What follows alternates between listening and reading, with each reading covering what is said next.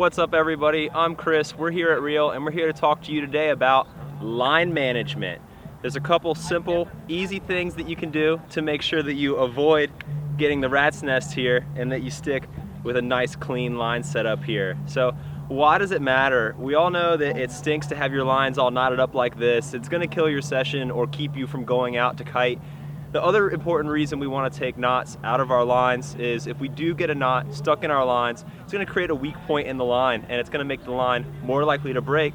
Or even worse, if you've got a knot in one of your safety lines, your safety could not operate properly. So it's really important that we get these knots out, get our lines straight, and have a nice clean setup when we go to the beach. So the very first thing that we're going to talk about when we talk about line management is creating a routine. So anything that we do where we want to be detail oriented, like getting a good clean wrap on our lines like you see here, we want to create a routine that works for us and stick with it.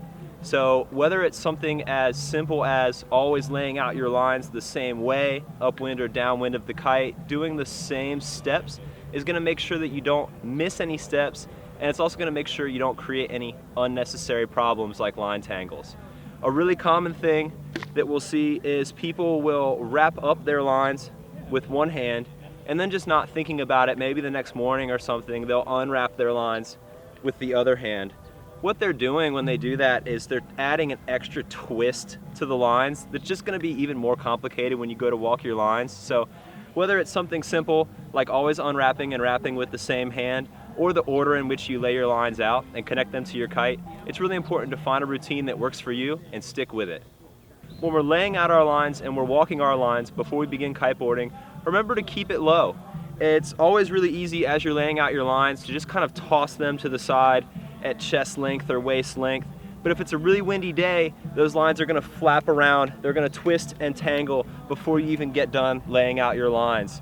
So by laying your lines down onto the ground, not allowing them to twist and wrap around each other too much, that's really going to avoid any unnecessary tangles before you even get started. Same thing's going to be true when you're walking your lines and you're walking your laid out lines, down to get those last twist and tangles out. When you get towards the end there and you have this last little bit of line to go through, maybe there's some twist and tangles in this, go ahead and get low and keep those lines closer to the ground. Don't allow them to blow around in the wind and tangle on themselves. And by keeping them closer to the ground, you're going to avoid creating additional tangles. So the last thing that we're going to talk about when you are learning how to avoid getting excess tangles in your kite lines, it happens when you're wrapping up, when you're done with your session. Putting your lines away the correct way helps prevent you from getting tangles. So the best thing you can do is keep your lines attached to your kite while you're wrapping your bar up. It's a really common mistake to detach your lines from your kite and begin to wrap up your bar, but when you do that, as your lines pull back away from your kite, they're free to wrap around each other and get themselves tangled in knots.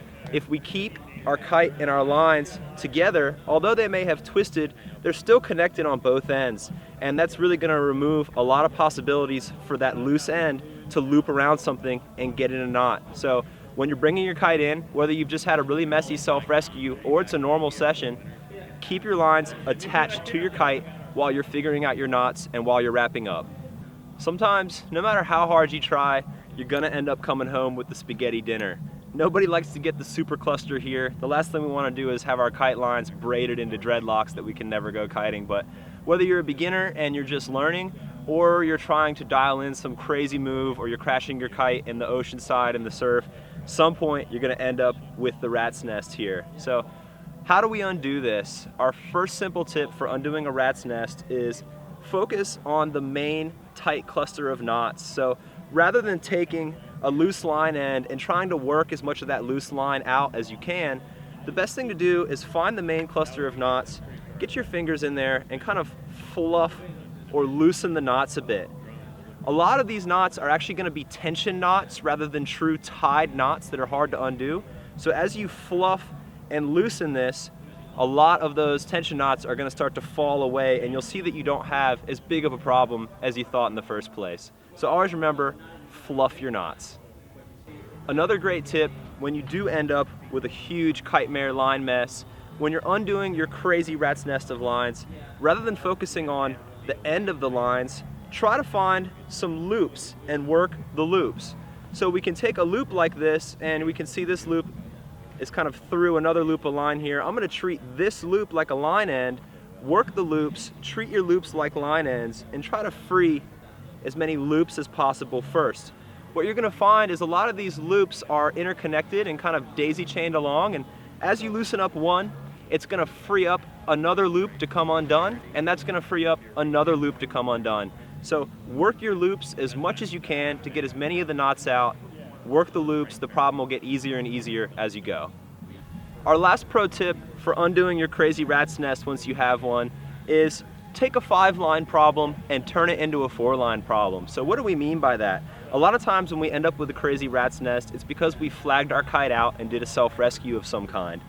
Typically that's going to mean that your flagging line is caught in the mess like this. So you've got all 4 of your lines in your knot, and then you also have the 5th line, which is actually just your same 4th flagging line, combined in the knot as well.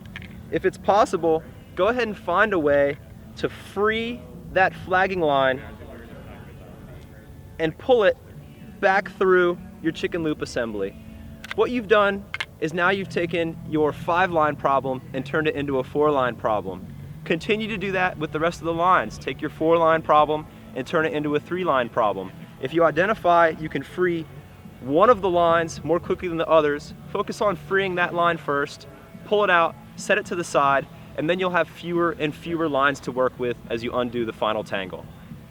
So remember, when it comes to line management, the best thing you can do is find a routine that works for you and stick with it. We want to avoid getting knots in our lines because they create weak points in the lines, and they can also prevent the safety from operating properly.